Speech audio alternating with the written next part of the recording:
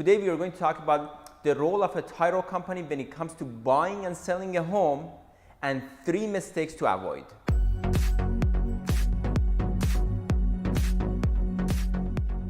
Today we have Lauren Goldman from First American Title here. Lauren, you've been doing this for what, only 23 years? Is that correct? Only 23.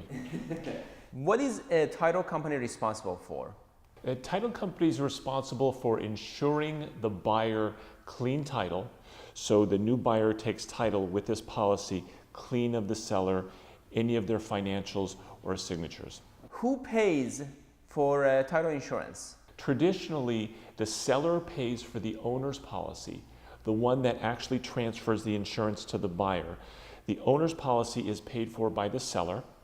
It is based off the sale price. It's just tradition. There's no law that says the buyer must pay, the seller must pay, but traditionally the seller pays for the buyer's insurance. What are some of the things that the clients should watch out for when buying and selling a home when it comes to title insurance? It's a good practice before you get your home on the market to talk to your real estate agent. The real estate agent calls the title company and they run the preliminary report up front.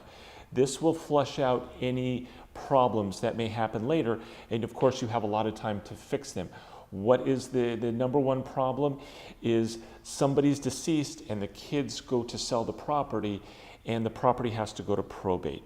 That will take time, that's a little bit of an expense. You're going to maybe have to pull the property off the market to go through probate. So it's one of these things, vesting, that you need to look at early to make sure that everything's correct. So when you get that buyer, you're ready to sign the documents. What are the top 3 mistakes to avoid?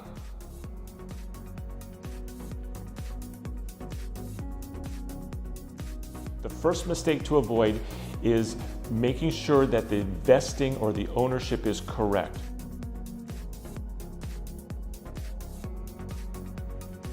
Number 2 is to make sure there's no easement on the property that's going to affect the buyer's ability to use the property, either a driveway or build and remodel.